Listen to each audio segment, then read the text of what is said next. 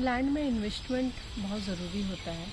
अगर आप legacy building का प्लान कर रहे हैं, आपको लग रहा है कि हम नेक्स्ट जनरेशन को कुछ देना है और आप चाहते हैं उनके लिए कुछ छोड़ के जाना है, तो रीज़न क्या है ये समझना होगा हम लोग को, क्यों ऐसा लगता है। तो सबसे बड़ी बात ये है कि ये एक मतलब इसका जो वैल्यू है वो लॉन्ग टर्म में इसका ग्रोथ होता है और ग्रोथ होते ही चला जाएगा। रीज़न है कि ये लिमिटेड लैंड है एक। दूसरा ये है कि आपको इतने टाइम तक कोई मेंटेनेंस की ज़रूरत नहीं पड़ेगी। लैंड है या कोई घर होता है तो उसमें डेप्रिसिएशन होता है, आपको मेंटेनेंस करना पड़ता है, पर इसमें ये इशू नहीं आएगी।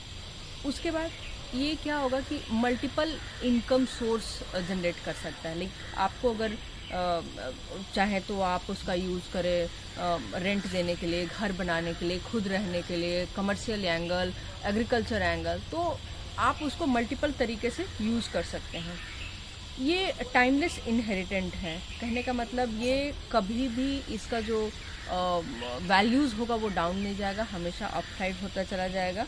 और सिक्योरिटी के एंगल से भी देखेंगे तो इस पे कभी मार्केट का डेप्रिशिएशन या जो डाउनफॉल होता है इसका इम्पैक्ट इस पर नहीं होगा। तो आप किसी भी केस में अगर नेक्स्ट जनरेशन के लिए लेगेसी बिल्डिंग के लिए आप प्रॉपर्टी का प्लान कर रहे हैं तो आप प्लॉट में ही इन्वेस्ट करिए। यही सही सजेशन है गेटेड सोसाइटी में, ताकि सिक्योर प्लॉट उनको मिल पाए।